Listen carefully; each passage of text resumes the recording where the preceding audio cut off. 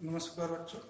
पिछले लेक्चर्स में हमने अब तक पढ़ा था गैलीलियन ट्रांसफॉर्मेशन चल रहा था, उसमें position, displacement, velocity, acceleration, force, ये सब हम पढ़ चुके थे। अब हम आज पढ़ेंगे कि इस गैलीलियन ट्रांसफॉर्मेशन में संवेग का संरक्षण होता है या नहीं होता है।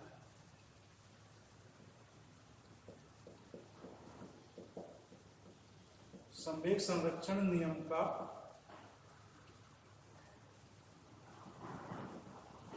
पालन होता है या नहीं होता है। ठीक है, तो इसमें हम जानते हैं कि दो फ्रेम्स होते हैं, ये एस और एस डैश। मान लीजिए एक फ्रेम में दो पार्टिकल हैं, एस डैश में, एस में दो कण हैं जिनका द्रव्यमान m1 और m2 तथा प्रारंभिक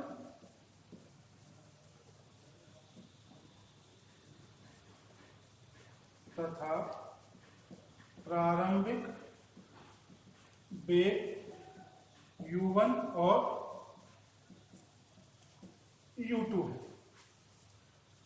दो कण हैं जिनका द्रव्यमान m1 m2 है और उनका प्रारंभिक वेग u1 और u2 है।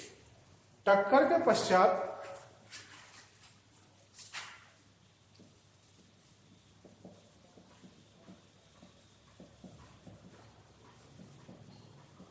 का वेग v1 और v2 हो जाता है।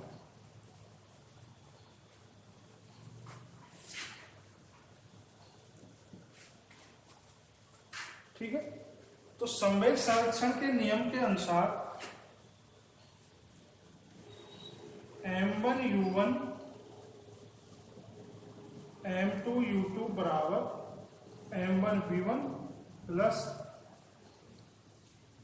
m2 v2 आना चाहिए। ठीक है, ये question number 1।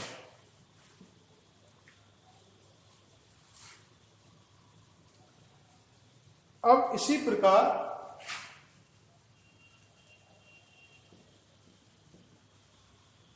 Frame S dash में m1 u1 dash plus m2 u2 dash vector बराबर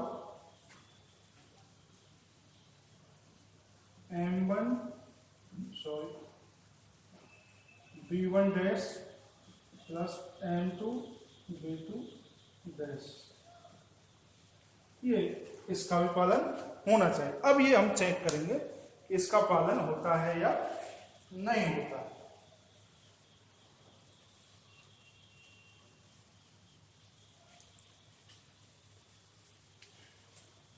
तो हम जानते हैं कि वेग रूपांतरण से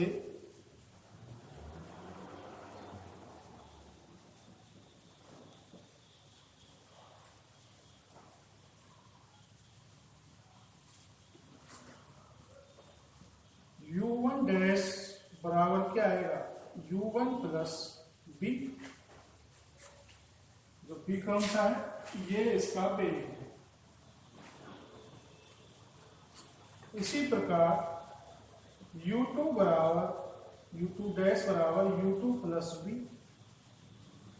b1 सॉरी ये माइनस आता है,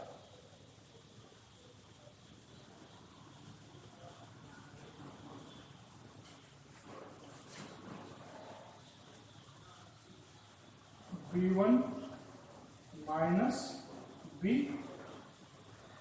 और b2 डैश बराबर v2 माइनस, ये हम पहले निकाल चुके हैं। ये मान हम इसमें रखेंगे और यदि इतना मान ये आ जाता है तो हम कह सकते हैं कि संवेग संरक्षण का पालन होता है। तो रखिए यहां से u1 का मान इसमें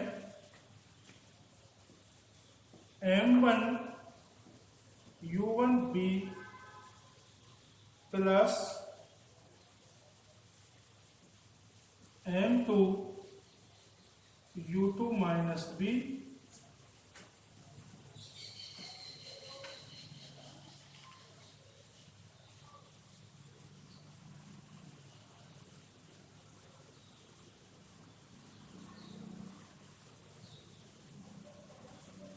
स्मॉल में ले लेते हैं इनको, b plus m2 b2 minus b।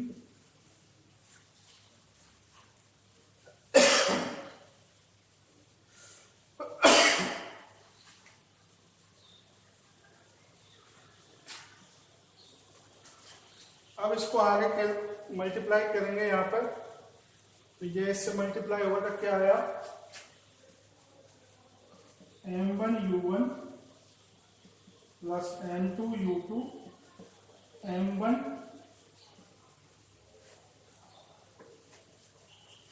ये इससे मल्टीप्लाई होगा, ये इससे मल्टीप्लाई होगा, तो माइनस m1b माइनस m2b बराबर, अब इधर मल्टीप्लाई करेंगे तो m1 b1 plus m2 b2, ये इससे मल्टीप्लाई हुआ, ये इससे मल्टीप्लाई हुआ, बराबर माइनस m1b m2। तो यहां से हम इसको आगे सॉल्व करें, m1 u1 plus m2 u2, यहां से minus m common, sorry minus b common ले लें, तो m1 प्लस m2 आ गया, इसका to m1 b1 m2 b2 minus b m1 plus m2। तो ये पोर्शन सेम है, तो ये पोर्शन हमारा कैंसिल हो गया, तो बचा क्या, m1 u1 m2 u2 m1 b1 और मल्टीप्लाई m2 b,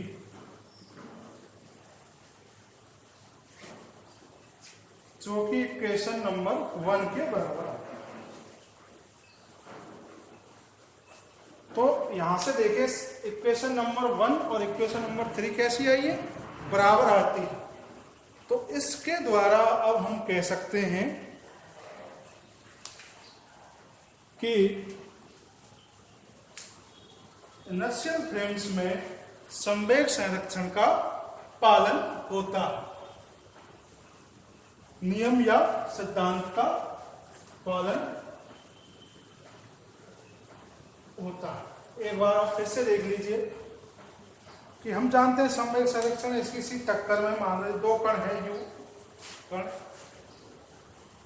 पहले कण का द्रव्यमान m1 है, दूसरे का m2 है, और प्रारंभ में वो किसी भी वेग से गति कर रहे हैं u1 और u2 से, u1 पहले वाले का दूसरे का। अब उन दोनों में क्या होती है, टक्कर होती है। टक्कर के पश्चात दोनों का वेग कैसे हो जाता है, v1 और v2 हो जाता है, ठीक है।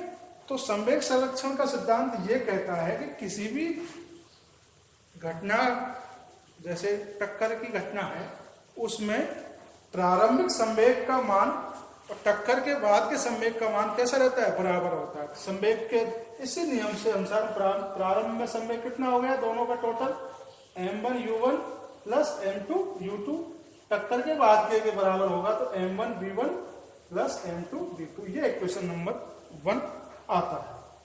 तो जो फ्रेम यहाँ फ्रेम एस में लागू हो रहा है वही एस डैश में लागू होगा।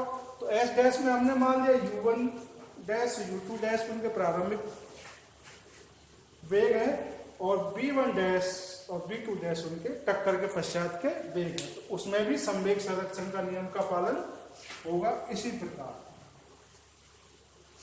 ठीक है, अब हम ये देखते हैं कि दोनों में ये जब एक वेलेलिन ट्रांसफॉर्मेशन है ये संवेग संरक्षण के सिद्धांत को वेरीफाई करता है या नहीं करता है। तो अब तक हमने वेग रूपांतरण पढ़ा था। वेग रूपांतरण ये होता है कि u1 dash u minus b जो है हमारा सेकंड एस डैश का वेग है जिस वेग से वो नियत गति कर रहा है। इसके पश्चात आप u1 dash u2 dash b1 dash और b2 डैश की वैल्यू जानते हैं। अब तक हम उसमें वेग रूपांतरण में पढ़ चुके हैं कैसे आती है। ये सारी वैल्यू हम इक्वेशन नंबर 2 में रखते हैं, इस वाली इक्वेशन में रख देते हैं यहां से। तो इसमें रखते हैं तो ये u1 डैश की वैल्यू आ गई, ये u2 डैश की वैल्यू आ गई, ये b1 डैश की वैल्यू आ गई और ये b2 डैश की वैल्यू आ गई। अब आगे हम ये जो मैथमेटिकल कैलकुलेशन है इसको करते हैं। तो ये मल्टीप्लाई होगा m1 u1 m2 u2 ये दोनों आ गए, फिर m1 b माइनस ये आ गया m2 b वो भी माइनस का ये आ गया इक्वल टू इसी प्रकार ये होंगे m1 b1 और m2 b ये आ गए दोनों पॉजिटिव और नेगेटिव हमारे m1 b और m2 b ये सेम आ गया। इसमें से माइनस b कॉमन ले लिया तो इधर बचा m1 प्लस m2, इधर भी हमने b कॉमन ले लिया m1 प्लस m2 बचा। ये दोनों सेम ये वाला पार्ट है टर्म है जो सेम है तो दोनों कैंसिल हो गई। तो लास्ट में हमारे पास बचा ये वाला पोर्शन जो कि किससे रिलेट करता है, किसके बराबर है, इसके बराबर। यानी कि पहले फ्रेम में जितना संवेग संरक्षण का नियम का पालन हो रहा था उसी प्रकार फ्रेम एस डैश में जो एक नियत वेग से गति कर रहा है उसमें भी संवेग संरक्षण के नियम के पालन होता है। वो लॉ है जो कंजर्वेटिव रहता है, संरक्षक रहता है। वो सब जगह जड़त्वीय फ्रेम्स में संवेग संरक्षण का सिद्धांत सभी में लागू रहता है, वैलिड रहता है। ठीक है, आप इसका स्क्रीनशॉट ले लीजिए।